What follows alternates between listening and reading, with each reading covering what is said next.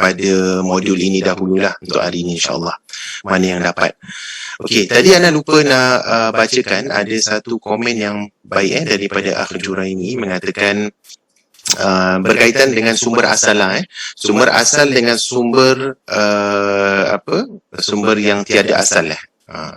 Ataupun kita panggil secondary lah ataupun syibh asal dengan tiada asal. Jadi di sini kitab asal adalah sebagai primary source, betul. Kemudian macam Riyadhus Shalihin adalah secondary source. Betul lah. Jadi seperti ini yang digunakan pengkaji akademik dan Anda setuju, betul. Okey, jadi kita buat sedikit imbas kembali. Tadi kita ada sebutkan ada 3 jenis source ataupun sumber rujukan kita. Jadi untuk orang yang ingin mentakhrij hadis, mengeluarkan dan mencari sumber hadis dan di mana terletaknya hadis itu, kita perlu tahu sumber yang asal dahulu. The main source-nya dalam Bukhari ke Muslim ke Abu Dawud ke Nasai, Ibn Majah, At-Tirmizi, mana-manalah. Yang penting kita tahu daripada mana dia, dekat mana sumber asal ataupun menyerupai asal ataupun tiada asal. Okey, jadi tadi kita dah sebut tentang tafsir Ibnu Kathir. Bukan tafsir Ibnu Kathir saja, apa saja tafsir ataupun buku-buku fikih ke buku akidah ke yang bila mereka nyatakan satu bab tu, kemudian mereka akan datangkan riwayat. Bila riwayat tu mereka datangkan dengan sanad yang penuh, maka di situ tengok beliau itu ambil daripada mana. Adakah itu sanad beliau pengarang kitab tu ataupun dia ambil ataupun dia petik daripada riwayat Bukhari, Muslim dan sebagainya.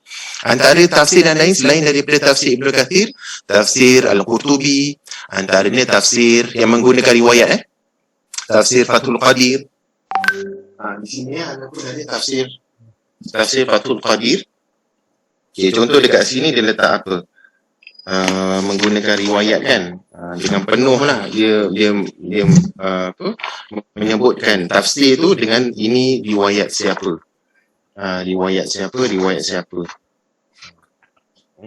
Kemudian Nabi kata apa, sahabat kata apa dalam surah Taha sebagai contoh kan. Jadi dia datangkan beberapa sanad lah. Qala Al-Qurtub, qala Hasan kata apa, Ikrimah kata apa. Jadi daripada Ibn Jarir, ambil daripada tafsir At-Tabari. Jadi ini adalah antara lah kita panggil syibh asal, yang mana dia datangkan sanad tetapi sanad tu bukan sanad dia. Tapi ada riwayat tak ada hadis tak? Adalah. Ada. Sebab itu dekat sini dia kata haqqaqahu wa kharrajahu. Tak tahu kalau boleh nampak Dekat sini dia kata haqqaqahu wa kharrajahu. Kharraja, telah ditakhrijkan, telah ditahqiqkan dia kata, dan telah ditakhrijkan. Daripada siapa? Said Ibrahim. Jadi kitab ni telah ditahqiqkan dengan ditakhrijkan. Maksudnya apa? Dalam ada riwayat. Riwayat itu adalah syibh asal. Dia bukan kitab asal. Dan bila ada riwayat-riwayat begitu, kita tak boleh ambil bulat-bulat. Perlu takhrij balik. Tetapi yang takhrij ni siapa? Inilah fulan inilah Said Ibrahim. Dia yang mentakhrijkan balik kembali riwayat-riwayat yang ada dalam ni. Dan apa itu tahqiq? Tahqiq dia ada dua Okey, ini Ana perlu jelaskan sedikit lah. Contoh kita ambil Riyadhus Shalihin. Okay, ini Riyadhus Shalihin yang dah diterjemahkan. Dekat sini awak tengok kan. Dia kata apa? Dia kata syarah siapa, kemudian tahqiq, takhrij siapa dan tahqiqnya siapa. Jadi dia ada 3. Selalu kalau kita nak beli buku, seeloknya adalah kita beli buku yang orang dah takhrijkan. Kalau tak, kita perlu takhrij sendirilah. Kita perlu tengok dia takhrij siapa tahqiq, siapa syarah. Jadi ada 3 perkara kalau awak nak beli buku. Okay, ni Ana kongsikan sedikit Boleh tak? Boleh insya-Allah Okey, sebentar. Jadi Ana nak tulis dekat depan, dekat sini Jadi satu adalah kita panggil sebagai tahqiq. Tahqiq. Orang dia adalah kita panggil muhaqqiq. Kemudian yang kedua takhrij. Yang ketiga kadang-kadang dia syarah. Dia lain tau. Lain. Jadi lihat awak nak beli buku yang mana, Jadi awak perlu lihatlah dalam ni ada apa. Okey, tahqiq ni dia macam ni. Orang tu dia lihat kepada manuskrip lama. Kita perlu bayangkan kitab-kitab dulu yang bila ulama-ulama karang dan tulis, mereka bila tulis tu memang zaman tu tak ada printer, tak ada photocopy machine, tak ada komputer. Jadi apa saja yang mereka dengar orang riwayatkan, mereka akan tulis. Mereka akan tulis, akan catat. Dan dalam catatan itu, catatan mereka tu, kadang-kadang penulisannya tu tak cantik. Kadang-kadang font ataupun penulisannya, dia punya cara tulis dia tu, writing dia tu tak cantik. Tapi dia bijak. Ada begitu. Jadi zaman dulu kita perlu tahu, mereka tak ada printer, tak ada satu penulisan yang senang untuk dibaca. Ada senang, ada susah. Contoh yang susah adalah penulisan Ibn Hajar Al-Asqalani. Beliau ulama besar yang mensyarahkan hadis Bukhari, tetapi makhtutat ataupun manuskrip beliau susah untuk kita faham. Mencabar. Duduk perlu tengok. Dan bila orang-orang kemudian mereka buat buku, mereka cetak penulisan tu, mereka type balik. Tahqiq ni, muhaqqiq, mereka tengok buku manuskrip lama, mereka buka balik buku Ibn Hajar tulis, dengan mereka buka orang yang dah print tu. Mereka kaji balik, mereka tengok balik, yang asal dengan yang printing ni kenapa lain? Dekat sini Ibn Hajar letaknya tu macam wow, dia tu macam wow. Tapi dekat sini kenapa dia letak raw? Jadi dari sudut printing dengan buku asal tu mungkin perlu dikaji balik. Itu kita panggil tahqiq. Ulama itu mentahqiqkan balik, dia melakukan satu revision balik, revise balik buku yang asal tu. Itu kita panggil tahqiq. Jadi kalau awak lihat buku-buku, selalunya dia akan tulis buku Arab telah ditahqiqkan oleh siapa. Dan kita kalau buat kajian, buat takhrij dululah, kita selalunya buka buku-buku asal. Kadang-kadang pentahqiq salah. Kemudian itu takhrij pula. Takhrij kadang-kadang macam ini kan, buku ni ditakhrijkan oleh siapa? Ditakhrij oleh Muhammad Syekh Albani lah. Jadi dalam ni Syekh Albani telah takhrij balik. Beliau yang telah menilai balik hadis-hadis yang ada dalam Riyadhus Shalihin. Ada yang dhaif mungkin, banyaknya sahih lah. Yang dhaif mungkin segelintir saja kan. Jadi dia buat kajian dari sudut martabat hadis tu. Martabat hadis tu. Kemudian syarah. Yang syarah kitab ni, yang ini yang syarah adalah Syekh Salih Uthaymin lah. Beliau bila ada hadis tu, kemudian beliau mensyarahkan. Jadi ada 3 kerja di sini. Satu adalah pentahqiq, dia cek balik, kaji balik tentang manuskrip lama dan juga printing tu. Kemudian yang kedua adalah takhrij, dan yang ketiga adalah syarah. Yang tahqiq ni antara yang susah lah. Susah. Kadang-kadang ada orang font tulisnya lain kan. Dia punya dia punya penulisan dia tu. Kalau kita R pun beza. Kan mungkin cara Ana tulis R dengan Puan Hamidah tulis R mungkin beza jadi bila kita nak tahqiq balik tu, itu memberikan satu cabaran lah di situ. Okey, boleh insya-Allah. Jadi ini Ana perlu jelaskan sedikit berkaitan dengan tahqiq, takhrij dan syarah. Okey, pertanyaan, soalan? Okey, tak ada ya. Jadi Ana teruskan. Yang ini semua dah faham. Okey, jadi inilah ilmu takhrij. Okey, kemudian kita nak lihat ada tanya, Ustaz mana nak beli Riyadhus Shalihin yang Ustaz guna? Yang ini sama juga, Ana beli dekat kedai yang sama di Kembangan, Changi tu Wisma Indah lah. Sebab ini dulu Ana mengajar di masjid. Di masjid-masjid kita ada buat kuliah selepas Isyak. Jadi Ana guna kitab ni lah. Sebab mereka guna Riyadhus Shalihin yang jenis ini, warna merah ni. Jadi itu lama lah dulu. Jadi boleh dapatkan di sana lah. Okey, baik. Okay, sekarang kita nak lihat kalau takhrij, dia tak lari daripada azwu. Ini satu lagi istilah. Selalu ada orang dia confuse. Apa tu takhrij, apa tu azwu? Okay, kita tengok apa beza dia. Dalam ilmu takhrij mesti kita akan lalui ini. Sebentar. Baik. Okay, jadi takhrij beza dia apa? Kita dah faham. Takhrijul hadis adalah kita menyatakan atau menunjukkan kedudukan sesuatu hadis pada sumber-sumbernya yang asal, yang dikeluarkan sanadnya serta menerangkan martabatnya apabila diperlukan. Jadi kita tengok kita keluarkan sumbernya. Sumbernya selalunya kita keluarkan dengan sanadnya sekali dan matannya sekali kita keluarkan. Itu takhrij. Kita tak boleh kata takhrij ini adalah saya jumpa dalam kitab ni dia kata ni hadis Bukhari. Hadisnya hadis Bukhari, itu bukan takhrij. Bukan takhrij yang sempurna. Takhrij yang sempurna adalah kita keluarkan sanad daripada Bukhari itu nak sampai kepada Nabi itu, siapa yang ada dekat dalam tu. Itu takhrij, sanad yang sempurna. Kemudian matannya tu kita bukan ambil sekerat-sekerat. Kita ambil the full version of sanad yang matan. Full version, versi yang sempurna pada matan itu. Jadi itu takhrij. Kalau azwu ini cuma kita nyatakan riwayat siapa. Ini yang biasa orang buat. Iaitu secara bahasa adalah sandarkan. Al-azwu. Nak tulis dalam bahasa Arabnya Al-azwu. Begitu. Okey, warna biru tak apa Jadi dia disandarkanlah ataupun menyandarkan. Macam apa? Mudhaf gitulah Mudhifah. Menyandarkan sesebuah hadis kepada rujukan atau sumbernya tanpa dikemukakan matan hadis tersebut, apatah lagi sanadnya. Ini yang biasa kita buat dalam slide-slide kan. Kita akan kata satu hadis Nabi riwayat apa? Qalan Nabi bersabda. Sesungguhnya setiap amalan itu perlukan disertakan dengan niat. Hadis diriwayatkan oleh Imam Bukhari. Ini kita panggil azwu. Kita bukan takhrij, tetapi kita cuma nyatakan riwayat siapa sahaja. Sanad dia tak penuh satu. Kemudian matan dia okeylah, ana ambil sekerat saja. Kemudian ana cuma sebut riwayat siapa. Ana tak keluarkan. Hadis ni sebenarnya diriwayatkan oleh Bukhari, diriwayatkan oleh Muslim juga, daripada tokoh-tokoh ulama-ulama hadis yang lain. Jadi itu azwu. Jadi kita katakan apa? Umum dan khusus. Mana umum, mana khusus? Ni nak minta awak fikir ni.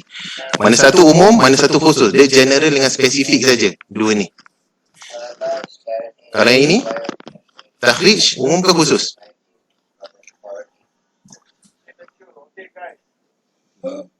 Khusus. Khusus Okey, jadi betul. Kalau takhrij, khusus, umum lah kan? Umum ke khusus? Kan yang salah ni. Setiap, maksudnya azwu adalah takhrij, tetapi takhrij bukan azwu. Betul ke salah ni? Bagaimana kita nak umum khususkannya? Takhrij adalah azwu, tetapi azwu bukan takhrij. Sepatutnya dia menjadi umum lah kan. Sebentar takhrij adalah umum. Setiap takhrij adalah azwu, tetapi setiap azwu adalah takhrij. Boleh insyaAllah. Sebab tu bila kita nak buat takhrij secara umumnya, kita akan dapat dalamnya tu pun ada azwu juga. Sebab kita nyatakan hadis ni riwayat Bukhari, tetapi dia lebih spesifik. Tapi kalau azwu ni dia khususnya untuk mencari sanad cuma dia cuma maklumkan riwayat siapalah, itu saja. Semua takhrij adalah azwu, tetapi azwu bukan takhrij. Betul insya-Allah Ustaz, maaf ulang lagi Ustaz. Maksudnya bergema. Maksudnya adalah setiap takhrij dalamnya mesti kita lalui azwu. Tetapi azwu tu tak sempurna takhrij. Boleh faham? Pening kan? Okey, maksudnya begini sekali lagi. Kalau kita takhrij hadis, kita keluarkan sanad, kita keluarkan matan, kita keluarkan dia daripada buku mana, daripada Bukhari, Muslim, Abu Daud, mana saja. Yang penting kita secara komplit kita tahu dia daripada mana sebenarnya sumber ni. Dia sahih ataupun tidak. Tetapi azwu ni dia tak cukup. Dia cuma kita kata hadis yang kita dengar ni riwayat Bukhari saja. Tetapi siapa sanad, siapa perawi dalam sanad tu kita tak tahu. Adakah ada riwayat-riwayat lain yang sama macam apa yang kita baca hadis tu? Kita tak tahu. Kita cuma tahu hadis ini riwayat Bukhari saja. Itu azwu. Kita nyatakan riwayat siapa. Tapi kalau takhrij ni dia sempurna. Semua kita tahu. Sebab tu amalan praktikal takhrij ni dia satu praktikal yang tak senang untuk kita buat. Kita mesti takhrij secara sempurna. Kalau tidak, kalau tak sempurna, kita cuma jumpa saja, oh hadis ni hadis Bukhari. Orang kata, tapi betul tak ada dalam Sahih Bukhari? Itu kita perlu takhrij, cek balik. Azwu ni setakat kata saja, Bukhari, hadis ni hadis Muslim, gitu. Tapi jadi betul Terima kasih Ustaz. Faham Jadi mana yang umum, mana khusus? Ana salah ke betul kan? Betul, saya rasa takhrij adalah khusus. Khusus Azu adalah umum sebab azu ni dia general saja. Tapi kalau takhrij dia spesifik tu. Jadi maknanya khusus dia lebih mendalam. Jadi takhrij is khusus, saya rasa azu adalah umum. That's why Ustaz, saya pun setuju dengan Kak Adina. That's why tadi Ustaz takhrij tu khusus ke umum, saya jawab khusus. Tapi bila Ustaz tulis umum, saya ingatkan Ustaz saja nak macam tweetkan kita. Nak. So, bila Ustaz explain, saya jadi bingung Ustaz. Tapi saya ke Kak Adina. Ustaz, sebelum saya dapat kepastian lagi, maknanya semua takhrij adalah azu. Betul atau tidak? Betul. Jadi kalau tak semua azu adalah takhrij. Betul. Jadi takhrij tu macam a smaller part of azu. Azwu adalah smaller part of takhrij lah. Oh, I think I know why. Okay. Because saya ikut penerangan Ustaz. Jadi ini yang salah lah, Ana yang silap ya. No, your penerangan is very clear. Cuma because saya faham. Because macam bila kita nak gunakan takhrij kan, kita ada kriteria yang lebih ketat lagi. Kita tambahkan. Jadi dia ada ciri-ciri pengkhususan itu sebab kita tambahkan lagi kita tambah lagi kriteria yang menentukan ia adalah yang tertentu. Okey. Ya, yang azu mengikut penerangan Ustaz kan, dia lebih meluas gitu. Ada kelonggaran dia pasal kita cuma menamakan, kita sandarkan aja, tapi sanad pun kita tak terangkan dengan sepenuhnya.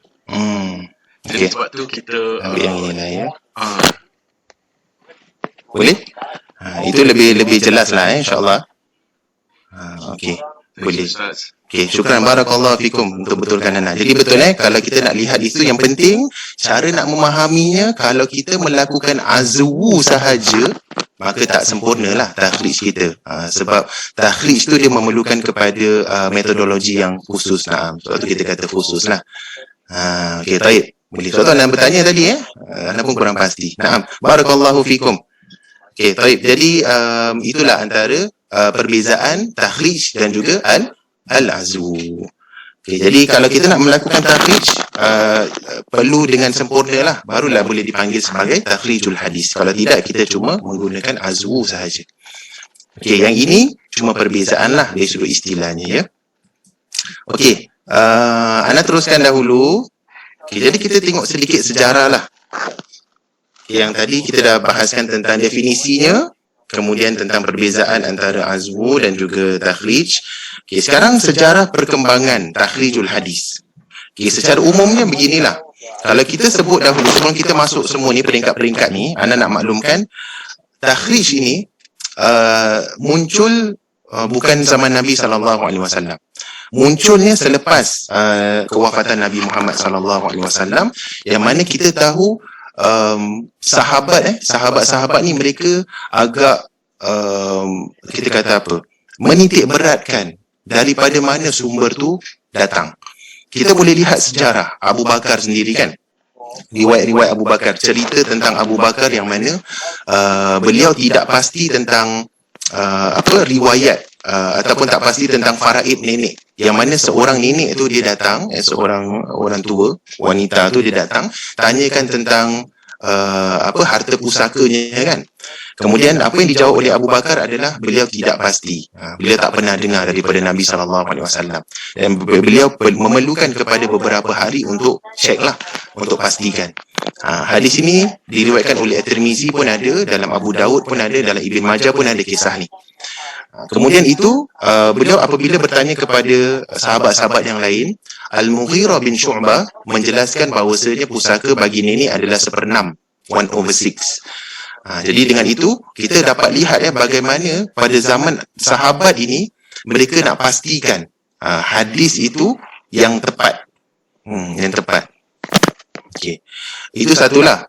Yang mana Abu Bakar menggunakan kaedah memastikan. Mana pula mereka juga menggunakan kaedah datangkan saksi. Kan, datangkan saksi. Iaitu ini antara nak lihat mereka agak agak sangat menjaga hadis Nabi.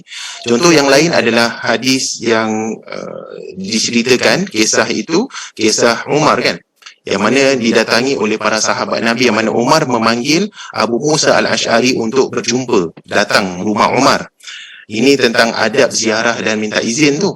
Anda rasa semua dah pernah dengar kan, dah pernah belajar dalam tafsir 1, tak silap, tafsir Ahkam 1 ke 2 begitulah. Yang mana Umar Abu Musa Al-Ash'ari datang bertemu dengan Umar. Ketika itu dia ketuk kan rumah Umar 3 kali, kemudian Umar tak jawab, dia pun pulang. Bila dia pulang, kemudian Abu Musa Al-Ash'ari pun cari dia lah dan bertanya kenapa pulang begitu. Kemudian beliau memaklumkan bahawasanya Nabi mengajarkan selepas 3 kali ketukan rumah orang, tiada yang buka, maka pulang, rajak, baliklah. Balik. Kemudian Umar pun minta saksi kan, siapa yang pernah dengar sebegitu rupa yang Nabi pernah sebutkan. Maka itu seorang sahabat Nabi yang lain, iaitu Abu Sa'id Al-Khudri pun menjadi saksi, bertemu kepada Umar dan menyebutkan perkara yang samalah, iaitu kalau kita pergi kepada rumah orang, tak ada orang buka selama 3 kali ketukan, pulang. Tetapi ulama letakkanlah berapakah jarak tempoh ketukan pertama, kedua dan ketiga. Adakah secara berturutan 1, 2, 3 pulang, ataupun 1 tunggu sementara 5 minit ke 10 minit. Kali kedua itu ada perbahasan. Yang penting adalah kita nak tunjukkan di sini bagaimana para sahabat sejak zaman Nabi dah tiada, mereka nak menjaga hadis Nabi lah sallallahu alaihi wasallam dengan memastikan bahawasanya itu adalah hadis Nabi. Macam takhrij begitulah lebih kurang kan. Tetapi mereka tak memerlukan takhrij sebab apa? Sebab ketika itu sanad masih lagi pendek. Sanad masih lagi ringkas dan pendek. Sebab itu mereka tidak memerlukan kepada ilmu takhrij secara khusus. Ilmu takhrij secara khusus. Okay, anda bacakan ini dulu. Jadi peringkat pertama, peringkat awal. Makna istilah takhrij menurut para ulama hadis ialah seorang ahli hadis meriwayatkan dan merekodkan hadis-hadis di dalam kitab susunan dengan menggunakan sanad-sanad sendiri. Jadi pada dasarnya penggunaan istilahnya tu pun berbeza. Kan? Jadi ini kita panggil ulama-ulama mutaqaddimin. Yang dahulu ulama-ulama dahulu. Kadang-kadang beza dari sudut penggunaannya. Okey. Peringkat kedua adalah makna bagi istilah takhrij mula bersifat khusus. Iaitu seorang ahli hadis menyandarkan hadis-hadis dalam kitab tertentu kepada siapa yang meriwayatkan daripada ulama hadis di dalam kitab masing-masing beserta keterangan tentang hukum hadis tersebut. Ini peringkat seterusnya. Maksud takhrij bila mereka gunakan istilah ini, dia lebih khusus. Nak berbandingkan dengan sebelum ini. Sebelum ini. Okey. Baik. Kemudian peringkat yang keempat, peringkat yang ketiga, anda dah baca yang ketiga. Okey. Maaf. Kedua anda terlepas. Peringkat yang kedua, makna bagi istilah takhrij semakin bertambah luas. Kerana ia juga bermaksud periwayatan seorang ahli hadis terhadap hadis yang terkandung di dalam sebuah kitab ulama hadis tertentu dengan sanad yang dimilikinya sendiri yang boleh jadi bertemu dengan guru ulama hadis tersebut atau perawi yang di atasnya.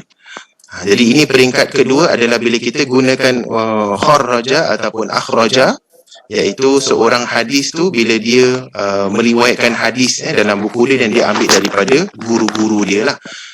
Barulah pergi peringkat ketiga tadi Ana terskip barulah ini menggunakan satu istilah yang khusus. Maka selepas itu kurun yang ke-8 pula, maka takhrij hadis ni digunakan untuk kita yang tadi mengeluarkan hadis tu. Jadi antaranya adalah Al-Khatib Al-Baghdadi, antara orang yang pertama yang melakukan takhrij hadis dan digunakan oleh orang-orang Orientalis selepas tu. Jadi takhrij hadis ini adalah takhrij yang mereka keluarkan sumbernya daripada mana hadis itu, adakah dia sahih ataupun tidak, daripada mana kitab-kitab hadis tu. Daripada mana? Kan buku mana? Bukhari, Muslim, Abu Daud, Nasai. Siapa yang riwayatkan? Kemudian apakah status darjat hadis tu?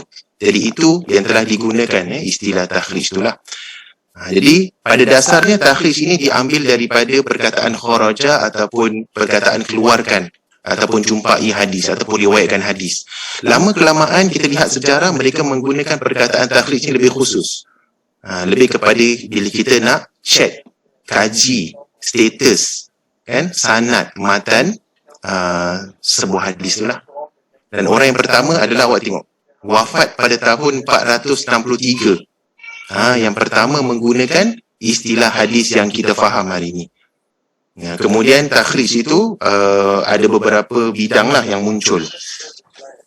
Antaranya dalam bidang fikih pun ada riwayat-riwayat yang mereka masukkan ke dalam kan. Dalam fikihnya, tafsirnya, tasawufnya, sirah, akidah. Semuanya ada hadis dekat dalam buku-buku ni yang perlu ditakhrijkan. Ditakhrijkan. Okey. Jadilah inilah kita kata antara sejarah lah sejarah takhrij, perkataan takhrij itu sendiri. Jadi pada dasarnya kalau kita lihat secara umum memang mereka asalnya tak perlukan kepada takhrij pun lah. Okey. Selain daripada sanad yang pendek tu. Kalau sanad tu bila dah mula panjang, kemudian hafalan dah mula tak kuat, ketika itu barulah orang-orang mula nak menjaga hadis tu dengan mentakhrij ataupun keluarkan hadis tu sendiri. Pada dasarnya sanad pendek, hafalan pun kuat kan, dan dekat dengan Nabi SAW, tak perlu kepada takhrij. Begitu. Dan lagi-lagi zaman moden sekarang, anda lihat orang dah semakin berani lah. Betul tak? Apa pendapat awak? Dah semakin berani untuk riwayatkan. Palsu ke, dhaif ke, sembarang aja. Kan? Letak saja dalam website, dalam Facebooknya, IG-nya. Gambar-gambar yang dia letaklah. Tapi kita ingat satu hadis Nabi kan? Hadis riwayat Muslim. Nabi kata apa? La tazalu ta'ifatun min ummati zahirina 'ala al-haqq. Kan? Kemudian Nabi kata la yadurruhum apa yang Nabi kata? La yadurruhum bima hadis yang betul. La tazalu ta'ifatun min ummati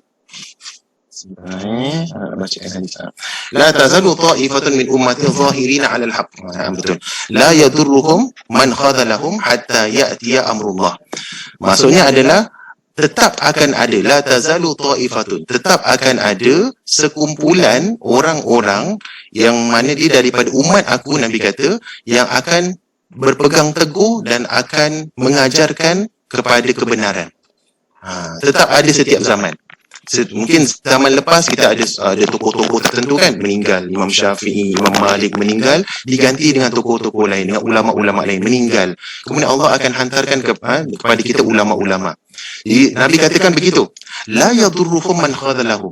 Maka mereka ulama-ulama ni tidak akan terkesan, tidak akan mudarat dengan orang-orang yang cuba menjatuhkan mereka, cuba untuk tidak menyokong mereka kan. Cuba untuk tidak sertai perjuangan mereka, mereka tak mudarat, mereka tidak rasa terkesan. Hatta ya'tiya amrullah, sehingga sampainya pertolongan Allah, ataupun dalam maksud yang lain sehingga sampainya kiamat. Jadi nak katakan setiap zaman pasti ada orang yang membela agama Islam ni. Setiap zaman. Sekarang zaman zaman teknologi. Awak lah semua kan. Allah dah berikan kelebihan untuk belajar takhrij. Antara ini amanah kita lah untuk menjaga dan memelihara sunnah. Daripada hadis tadi, anda kongsi sedikit. Imam Ahmad mengatakan, siapakah lagi yang dimaksudkan oleh Nabi selain daripada ahli-ahli hadis? Kemudian ulama-ulama hadis pun mengatakan mereka adalah ahli-ahli hadis, muhaddis yang menjaga hadis-hadis Nabi Muhammad sallallahu alaihi wasallam.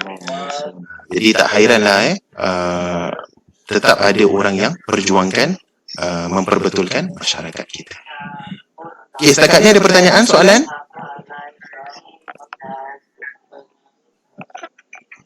Okey. Ini kita panggil syajarah sanad. Pening tak? Apa ni Ustaz, macam nak buat wiring ni Ustaz ni. Okey, apa ni?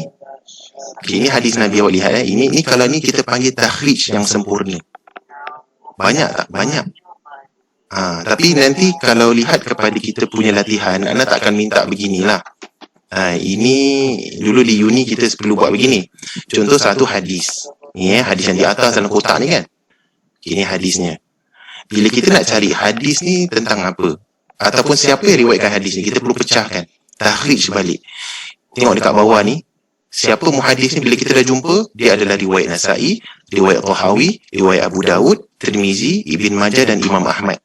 Semua ada sanadnya sendiri. Nasa'i mengambil sanad daripada Qutaibah, Qutaibah ambil daripada Khalaf, Khalaf ambil daripada Hafs, ambil daripada Anas, sahabat Nabi, Anas ambil daripada Nabi. Begitu. Kemudian kalau daripada Tahawi, Tahawi ambil daripada Ibrahim bin Abu Daud, kemudian terus pergi ke di sini. Sama juga, guru Ibrahim ini adalah juga guru kepada Imam At-Tirmizi. At-Tirmizi juga ambil daripada Muhammad bin Abdullah. Ini kita panggil sanad. Kalau nak baca satu-satu panjang lah. Yang penting ini gambaran umum nak tunjukkan kepada awak semua, ini adalah syajarah sanad. Dia adalah pokok sanad. Kita keluarkan balik hadis yang berkaitan dengan yang ini, semua riwayat-riwayat yang ada dan semua perawi-perawi yang ada. Inilah dia. Barulah kita boleh kata, okey, daripada jalur Abu Daud, ada tak yang dhaif? Musaddad, okey. Musaddad bin Muslihat, okey. Kemudian Yahya, okey. Malik bin Mughaffal, okey.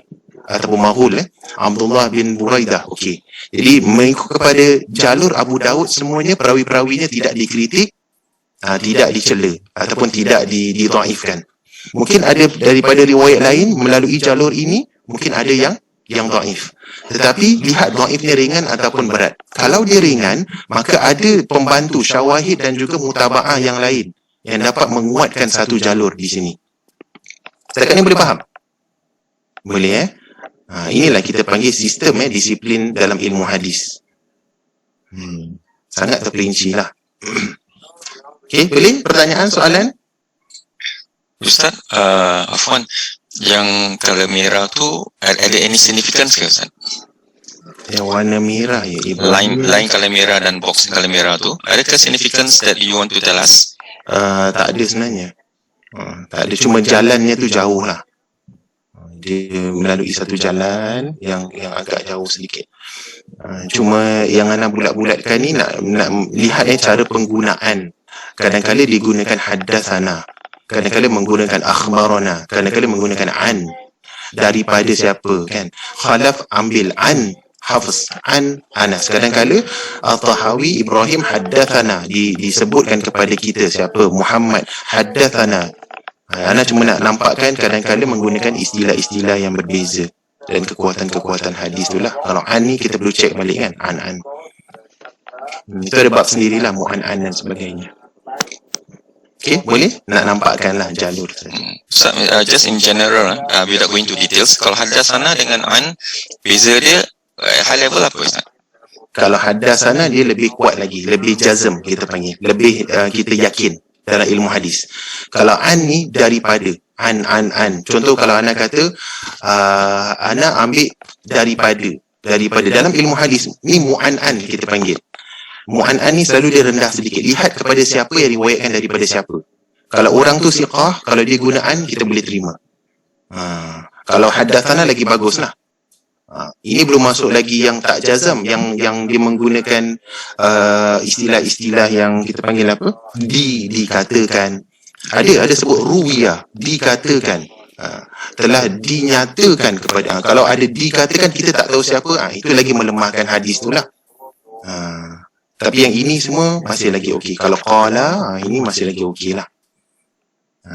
Boleh insyaAllah itu awak boleh baca tentang mu'an-an. Bab mu'an-an dalam ilmu hadis kan. Ni bab mu'an-an, mu'an-anah, riwayat an. Kenapa nama dia an? Sebab dia daripada perkataan lah. An ni daripada mu'an-an. Okay, dalam ilmu mustalah hadis dibincangkan. Okay, boleh setakat ni? Ya, Ustaz, Afwan, ada soalan lagi. Ustaz, daripada sejarah untuk sanad ni. Jadi dia stop at this Ustaz Habib. Misal kata kalau tadi Ustaz ada kasih example yang misal kata satu tu daif ringan, lepas tu dikuatkan oleh syabawah tadi dengan tu yang tadi kita cakap ni. Ya, jadi macam mana kita nak lihat daripada secara sanad ni Ustaz? I mean, adakah dia pokok ni dia just remain as that and it's up to you to interpret. Okay, yang ini tak kuat sangat dan dia betul dia dikuatkan oleh yang ini. Where is the analysis? Okay, syajarah sanad adalah kita bila dah takhrij, kita keluarkan semua orang-orang perawi-perawi yang pernah meriwayatkan hadis tu. Tapi sebelum lagi kita menilai, kita keluarkan dulu. Takhrij adalah kita mengeluarkan satu metod praktikal yang kita keluarkan. Selepas kita dah dapat keluarkan dan kita gabungkan semua, kemudian kita buat satu pokok begini, satu hadis ini diriwayatkan oleh semua orang ni, barulah kita cek satu-satu. Kita cek dululah Ibn Majah ini lalui siapa? Ishaq, Salamah, Muhammad, kan? Baru kita lihat bagaimana ulama-ulama carawan ta'dil. Kita dah belajar macam mana nak tahu Muhammad ini dijarah ataupun dita'dil. Lihat kepada antaranya, dia ni masyhur tak antara manusia, mungkin kita tak kenal. Okey, lihat kepada buku jarah ta'dil. Ada tak nama Muhammad? Kalau dia kata sikoh lah. Ini maksudnya setiap satu tu perlu kita tengok. Banyak kerja kan? Memang banyak kerja. Sebab ini adalah wahyu. Wahyu kita perlu cek. Kalau kita sembarangan, ingat tak Ana pernah sebutkan sebelum ni, Ibn Mubarak mengatakan al-isnadu minad din. Isnad itu adalah daripada agama. Laulal isnad, kalau tak kerana sanad ni, laqala man syaa. Orang akan cakap sesuka hati dia. Bila kita ada sanad, kita kaji sanad tu, insya-Allah kita tahu dia benar ataupun tidak.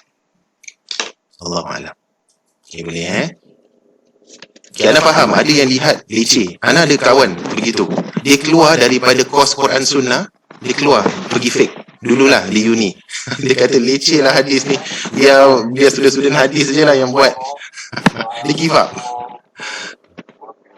Tapi kalau niat kita lillahi ta'ala, insya-Allah lah. Okey, Ana sambung dulu boleh insya-Allah? Okey.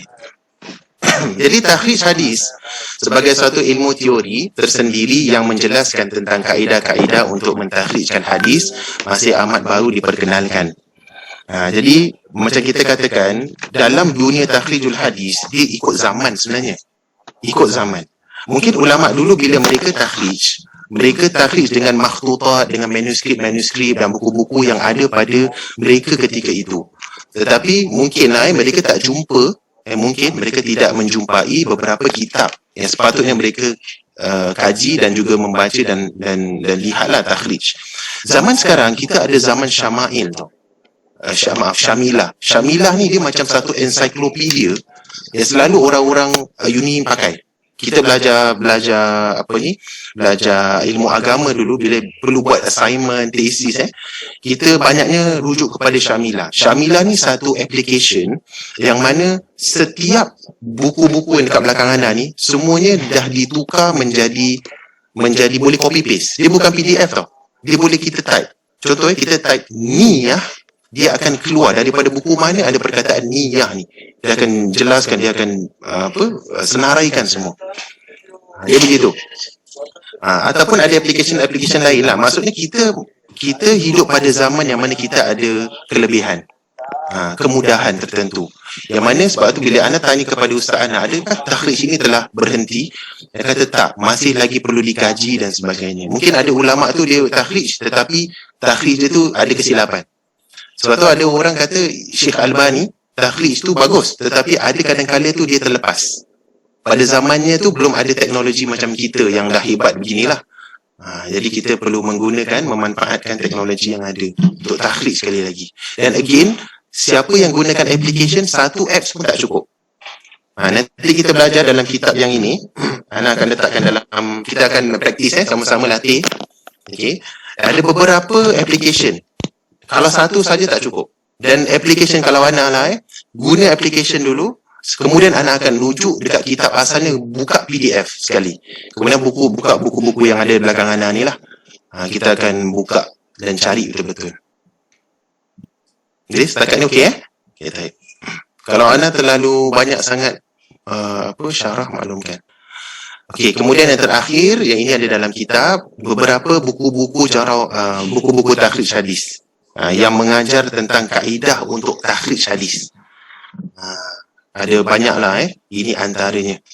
Awak boleh rujuk muka surat 23 sehingga 24. Ada disenaraikan buku-buku. Tapi bagi Ana, kalau awak buka buku ni dah okey lah. Yang ini, yang sebelah kiri ni dah memadai sebenarnya. Dan sekali lagi, lihat kepada zaman. Mungkin ada macam ini baru ni latest. Kan, yang ini zaman dulu mana nak ada kan buku takhrij hadis melalui IT. Tak ada. Tetapi Dr. Fadlan ada buat buku begini. Bagus. Okey, pertanyaan, soalan? Tak ada. Okey, kita ada dalam 10 minit. Mungkin kita ambil kepentingan dan faedah sedikit. Mungkin kepentingan saja boleh. Faedah kita masuk minggu depan lah kalau tak sempat. Okey, soalan. Daripada tadi tak ada soalan kan? Soalan Ana. Kenapa penting untuk kita lakukan takhrij hadis? Dan jangan rujuk kepada nota. Cuba fikir dulu. Kenapa penting?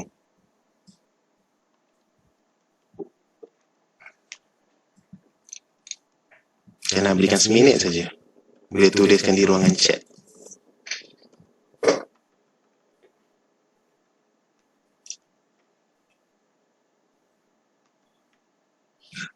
InsyaAllah mulai minggu hadapan kita akan lakukan latihan lah.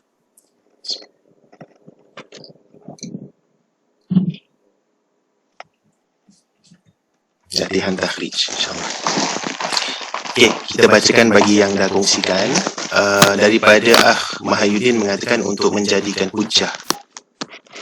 Okey, bagus. Dengan takhrij ni supaya kita boleh menjadikan hujah untuk beramal. Kan, untuk beribadah. Kalau tak, kita beribadah dengan satu amalan yang kita tak tahu sahih ke tidak. Maka kita perlu cek lah, takhrij balik. Bagus. Daripada Ukhti Hidayu mengatakan supaya kita tahu kedudukan hadis tersebut. Betul, bagus. Itu adalah amalan takhrij hadis. Ukhti Laini mengatakan supaya tahu mana palsu dan sahih. Elakkan forward yang tak betul, fitnah, ikut mana yang baik, sunnah Rasul SAW. Masya Allah. Bagus jawapannya. Okey, setuju Jadi antaranya untuk menapis lah hadis Nabi SAW. Okey, kita ambil lagi beberapa. Daripada Azhar mengatakan nak jaga hadis daripada penyelewengan. Okey, betul. Okey, untuk memastikan sumber dan martabat hadis tersebut daripada Azman, sumber agama kita, Al-Quran dan hadis, betul. Mas Rudin mengatakan sebagai starting point sebelum seorang membuat pengkajian jarh wa ta'dil. Okey, betul. Keluarkan dulu baru jarh ta'dil. Kemudian saya cuba Ustaz mencari sumber yang asal ataupun bukan asal. Okey. Semalam baru kita argue lah. Bukan argue lah, kita berdebate. Adakah ada riwayat selepas membaca Al-Fatihah itu membaca Rabbighfirli wa liwalidayya waladhdallin Rabbighfirli wa liwalidayya amin. Dia agak ada perbahasan yang hangat lah antara Ana dan juga beberapa sahabat-sahabat. Jadi di situ pun kita perlu takhrij lah, ada ke tidak, siapa yang mulakan, begitu. Kalau tak ada, kenapa kita amalkan? Kalau ada, daripada mana sumbernya, cek balik, keluarkan balik, sebab ini agama. Kalau kita dah biasakan seakan macam dia adalah amalan Rasul, kalau kita buat dia bukan amalan Rasul, kita kata amalan Rasul itu fitnah. Fitnah yang berdosa lah. Jadi perlu hati-hati. Jadi kita akan belajar. Nanti satu hari kita takhrij. Kemudian kita ambil satu dua lagi boleh. Memastikan martabat hadis. Naam. Jurami mengatakan pastikan kedudukan hadis dan faham hadis yang tidak sahih. Apakah sebabnya untuk lebih berwaspada. Okey, baik. Boleh. Okey, jadi kita masuk kepentingan. InsyaAllah faedah sikit saja kita masuk minggu depan. Okay. Yang pertama adalah untuk berkhidmat kepada hadis Nabawi kerana hadis merupakan pentafsiran daripada Al-Quran. Kalau kita tak ada hadis, maka susahlah untuk kita memahami cara untuk kita beramal dengan Quran. Allah suruh solat, aqimis solat, dirikan solat. Tapi macam mana kita nak solat? Nabi kata sallu kama ra'aitumuni usalli. Okey. Betul, solat. Bila kita tahu Nabi sebut begitu, itu hadis Bukhari. Kita cek sahih. Sekarang macam mana nak solat? Secara terperinci. Nabi angkat sampai mana? Allahu Akbar. Sampai sehingga ke bahu. Okay, sehingga ke telinga, cuping telinga. Semua ada hadis tak? Ada. Takhrij balik. Siapa riwayatkan? Dekat buku mana? Siapa-siapa riwayatkan? Kemudian letak atas dada. Allahu Akbar, nak letak atas dada ke, tengah pusat ke, bawah pusat? Apakah dalil-dalilnya? Sebab Nabi kata, mesti ikut cara Nabi solat. Maka, dia adalah penafsiran Al-Quran yang mana nak sampai kepada cara kita mempraktikkan Quran tu melalui hadis. Sebab tu kita perlu takhrij. Dia berkhidmat kepada Al-Quran. Suatu penting. Dan juga nak menunjukkan kita sayang Nabi kan. Sebab itu kita lakukan takhrij. Supaya kita tak bohong ataupun tak fitnah. Kemudian, supaya hadis Nabi terbela, terjaga. Hadis adalah wahyu. Islam akan terselamat daripada fitnah dan pendustaan. Kenapa Anas cakap begini? Sebab kita bila lihat dekat dalam Facebook bagi contoh, banyak tau orang-orang yang tidak berdisiplin, yang tidak amanah dalam menukil penukilan hadis kan, kerana syahwat nafsu dan sebab-sebab tertentu lah. Gambar ni sebut apa? Awas, hadis palsu sedang bertibaran. Sebaran secara melulu boleh membahayakan anda di akhirat kelak. Jadi ini semuanya contoh-contoh. Kalau awak jumpa begini dalam artikel sebagai contoh, sejarah terciptanya rokok. Dia kata awalnya Rasul SAW pernah bersabda. Dia dah quote nama Nabi kita tau. Okay, sekarang, adakah betul Nabi cakap kelak akan datang kaum-kaum akhir zaman, mereka suka menyedut asap tembakau dan mereka berkata kami adalah umat Muhammad, padahal mereka bukan umatku, dan aku juga tidak menganggap mereka sebagai umatku, bahkan mereka adalah orang yang celaka. Satu, hukum berbeza. Rokok memang haram lah. Ana mengambil hukum yang haram. Siapa yang nak rendah sikit makruh. Tapi ulama sepakat haram. Okey, haram satu hal, nak menisbahkan kepada Nabi satu urusan lain. Ini adalah pendustaan lah. Jadi betul atau tidak perlu kaji. Takhrij. Kalau awak lihat begini, macam mana nak takhrij? Dia berkaitan dengan bab rokok. Kita cuba cari bab rokok. Apakah rokok dalam bahasa Arab yang pernah digunakan oleh Nabi, sahabat, tabi'in dan sebagainya lah. Pada zaman mereka, rokok ni apa? Jadi itu antara cara untuk takhrij. Lihat kepada tema, lihat kepada perkataan yang digunakan. Kalau siapa pakar dalam bahasa Arab lagi bagus. Kelak akan datang. Okay, akan datang kaum. Cari perkataan kaum. Himpunkan semua perkataan-perkataan kaum fi akhir zaman. Akhir zaman. Ada tak? Okey. Kemudian kita lihatlah, ada pelbagai cara kita akan sebutkan insya-Allah. Okey, boleh? Ini contoh satu.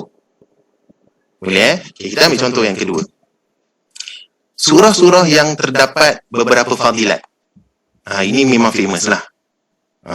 Kan? Dan ada beberapa fadilat yang memang tak sahih, ada yang palsu, ada yang ada riwayat. Contoh seperti Al-Fatihah mencegah kemarahan Allah, memang tiada asal. Nanti kita akan belajar. Bila kita nak sebut dia la asla lahu, memang tak ada asal. Kita kaji, memang tak ada pun. Memang tak ada asal pun. Dari sumber asal tak ada, syibih asal tak ada. Kemudian yang tiada asal yang kita belajar tadi pun tak ada. Dia ciptaan baru. Zaman 2021 kerana kena COVID mungkin dia pun buat contohlah. Kemudian tentang Yasin kan, mencegah kehausan hari akhirat. Jadi ini semuanya dah ditakhrijkan. Tetapi adakah takhrij dia tu tepat? Itu lain cerita. Sepatutnya orang yang lakukan begini, ini secara ringkas lah, dia perlu maklumkan kenapa dia tiada asal dan palsu. Nanti dia akan sebut di situlah. Ibn Jauzi kata apa dalam kitabnya. Kemudian Ibn Adi kata apa kan. Al-Zahabi kata apa. Ada seorang tu nama dia siapa dia dikritik dan sebagainya lah. Boleh Okey, ini sebab tu Ana nak tunjukkan begini, ini realiti kita. Sebab itu kita perlu takhrij. Kemudian ada yang lain, keberkatan dan paling banyak bila anak itu kita dapat anak perempuan. Keberkatan dapat anak perempuan melebihi anak lelaki. Okey, juga mereka kata sabda Nabi Rasul SAW bersabda diberkati oleh Allah yang anak pertamanya adalah anak sulungnya itu anak perempuan. Kemudian Nabi berdoa dan sebagainya. Memang tak ada asal lah, tak sahih. Jadi dia telah quote nama Nabi, telah mengguna nama Nabi kita. Mesti takhrij. Ini adalah wahyu, ini adalah Islam. Perlu hati-hati. Kalau tidak nanti orang akan usaha dapat anak perempuan yang pertama kan. Sebab apa? Sebab Nabi suruh. Sebagai contoh lah kan. Nabi kata ada kelebihan. Hati-hati. Okey, boleh?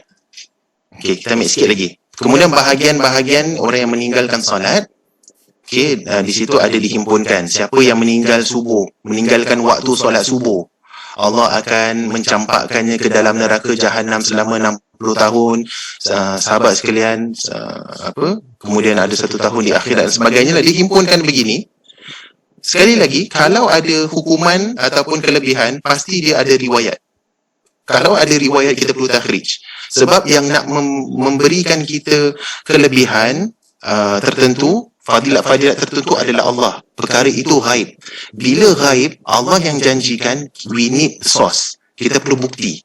Kalau tak ada bukti, tak boleh percaya. Siapa-siapa boleh claim. Siapa solat subuh, anda pun boleh claim. Siapa solat subuh, dia akan dapat 300 rumah di syurga. Mana datang 300 tu? Kan? Perlu dalil sebab dia ghaib. Jadi semua ini adalah ciptaan orang dan dia dusta. Dan bukanlah kita katakan boleh tinggalkan solat, itu hukum lain. Tinggalkan solat memang berdosa besar, boleh jadi kafir pun. Itu hukum lain. Yang meletakkan yang begini, ini adalah satu hukum lain lah, dosa berdusta. Boleh? Ustaz, yang pasal subuh tu kalau hadis sahih kan yang mengatakan Rasulullah SAW suruh somebody jadi imam supaya dia nak pergi bakar rumah orang yang tak solat subuh berjemaah di masjid. Adakah tu sahih, Ustaz? Nah, itu sahih. Itu sahih. Dia ada 2 riwayat, satu subuh, satu mengatakan itu salat Jumaat. Dia ada dua cara pemahaman. Ada 2 cara riwayat lah. Dan Ustaz yang sebelumnya yang ada 10 surah dalam Al-Quran mendapat mencegah 10 perkara tu. Ustaz, yang ini maksudnya Syekh Syarif Hatim dia telah mentahrijkan kesemua-semua hadis berkenaan dengan 10 ni dan di dia punya result ya, Ustaz? Syekh, naam. Yang disebutkan, naam. Yang Syekh Syarif ini kan yang sebutkan teks-teks ini. Yang telah ni dia telah ditakhrijkan dan tak pasti siapa, tak silap pandang dia telah ditakhrijkan Dr. Rozaimi kan, tak silap pandang ditakhrijkan yang ini.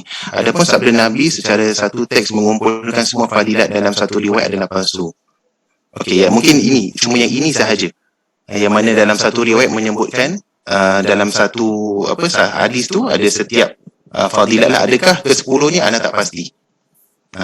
Tetapi telah dinyatakan oleh Syekh Syarif. Cuma yang ini seingat ana telah ditakhrijkan juga oleh seorang ustaz di Malaysia lah. Tetapi nombor 5 ni pun kalau awak lihat kan, surah Muluk ini pun dikhilafkan tau. Ini pun dikhilafkan. Ada mengatakan hasan, ada mengatakan dhaif. Hadis riwayat Abu Daud ni. Kan surah Al-Muluk siapa yang baca mencegah siksa kubur. Ini pun masih lagi dibincangkan lah. Tapi siapa yang kalau nak ambil hasan maka dia hasan lah. Dia sahih. Dia darjat yang boleh kita ambil. Ada mengatakan dhaif ringan. Okay, jadi kita perlu baca memang banyak pun fadilat-fadilat yang ada. Contoh macam surah Kahfi pun ada fadilatnya kan. Memang ada fadilat-fadilat tertentu. Kalau adalah. Okey, cukup tak? Jadi nama tadi yang list 10 surah siapa nama tu? Doktor apa tadi, Ustaz? Rozaimi. Okey, Rozaimi. Ya Ustaz. Ustaz. Naam. Okey, saya dalam beramal dengan amalan yang apa Ustaz katakan selepas Fatihah membaca doa untuk ibu bapa. Kerana telah diajarkan oleh Ustaz senior kita kan, memang yang terkenal. Jadi sekarang ni kan saya belum jumpa lagi hadis tu, tapi saya berlandaskan percaya pada Ustaz tersebut. Jadi macam mana nasihat Ustaz? Adakah perlu saya mengamalkan Rabbi Fili wa Hidayah tu ataupun saya stop dulu hingga saya bertemu dengan hadis tu? Benda ni dah datang automatik. Pasal dah lama saya amalkan, automatik datang. Bila Fatihah, Pak Amin je, dia datang dengan sendiri. Jadi macam mana tu pendapat? Saya belum bertemu lagi. Okey, dia macam ni. Amalan ini, antum boleh tak habis lambat sikit ni? Boleh Okey, takut ada yang ada ni ada tugas. Okey, baik. Jadi begini secara ringkasnya adalah boleh tak kita baca mana-mana doa dalam solat kita sumbatkan dekat mana-mana. Bukan waladhdallin pun. dekat mana-mana lah. Selepas amin ke kita doa ke, boleh ke tidak? Sebahagian ulama membolehkan sebab solat itu doa. Mana-mana tempat kita boleh doa. Tetapi adakah dia sunnah? Dia bukan sunnah. Tetapi majoriti ulama mengatakan adalah sebaiknya kita tinggalkan. Kalaulah kita boleh doa Rabbi ghfirli wali walidayya, kita boleh doa apa saja. Waladhdallin, Rabbi habli minas salihin, amin. Atau waladhdallin, amin. Rabbi zidna ilman warzuqna fahman, amin. Betul tak? Kita boleh buat demi buat, boleh cipta demi cipta. Tetapi memang tak ada sandaran. Ada mana datang? Ada dalam kitab mazhab Syafi'iyah, ulama-ulama datang selepas, ulama Syafi'iyah. Tetapi ada sandaran tak? Tak ada sandaran. Memang tak ada sandaran langsung. Nabi tak pernah lakukan begitu. Kalau mengikut sunnahnya, itu bukan sunnah Nabi. Jadi kalau nak mengikut sunnah, sebaiknya kita tinggalkan. Itu adalah lebih afdal sebab kita meninggalkan khilaf lah. Khilaf aula. Ada khilaf yang kita panggil, boleh kita raikan. Ada khilaf yang tadad. Tadad ni khilaf yang bertentangan. Sebab Nabi kata solat seperti mana kamu melihat aku solat. Tetapi dalam isu ni ulama khilaf, ada kata boleh, ada kata tak boleh. Dia bertentangan dengan suruhan Nabi. Dia beza dengan Nabi solat. Sebaiknya kita tinggalkan lah. Itu nasihat ana lah. Boleh insyaAllah? Terima kasih Ustaz. Ustaz, ni termasuk dia punya konsep Islam Ustaz ni. Kalau untuk dunia semua harus melainkan dilarang. Kalau untuk agama semua dilarang melainkan mana yang ditunjuk yang oleh Rasulullah SAW.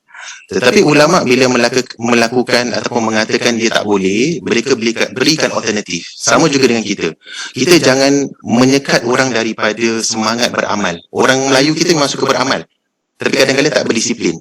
Jadi kita katakan cari tempat-tempat yang memang Allah kata itu tempat doa. Sujud ada, kan? Kemudian sebelum memberi salam, selepas membaca tahiyat innaka hamidum majid, itu antara tempat-tempat yang makbulnya doa. Maka kita ikut Nabi katakan tempat-tempat itu, kita ikut itu lebih afdal. Keluar daripada khilaf, kita masuk dalam sunnah yang lain. Begitu. Boleh insyaAllah Okey, baik. Jadi awak boleh baca lah, ada beberapa gambar yang anda dah letak di dalam, dan ada banyak lagi Ini sebahagian saja. Jadi Allah telah memberikan amanah untuk kita belajar begini supaya kita menjadi lebih bijak lah dan lebih berwaspada. Kalau orang lakukan ataupun post-post perkara begini, kita dapat mentakhrijkan. Dan lepas ni jangan cari ustaz lah. Nak pastikan boleh. Macam Ana jadi ustaz takhrij pula. Ustaz, Ana jumpa ni. Ustaz, Ana jumpa ni. Kadang waktu malam pun Allah dah nak tidur ni. Sampai termimpi-mimpi nanti macam mana kan? Okey, baik. Okey, baik. Allah Ta'ala alam bisa. Boleh setakat ni dululah. InsyaAllah kita akan sambung pada sesi akan datang. Barakallahu fiikum. Okey, dengan itu Ana selepasnya ada kelas yang lain. Jadi kita boleh akhiri di sini. Kita akhiri dengan bacaan tasbih kafarah dan suratul asr. Subhanakallahumma wa bihamdika asyhadu an la ilaha illa anta astaghfiruka wa atubu ilaik. A'udzubillahi minasyaitonir rajim. Bismillahirrahmanirrahim. Wal 'asr innal insana lafi khusr illa alladziina amanu wa 'amilus solihati. Baik, terima kasih semua sudah mendengar perkongsian Ana. Kita jumpa minggu hadapan insyaAllah.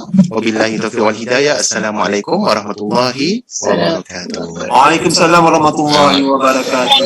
Syukran Ustaz. Terima kasih Ustaz. Terima kasih Ustaz. Ustaz.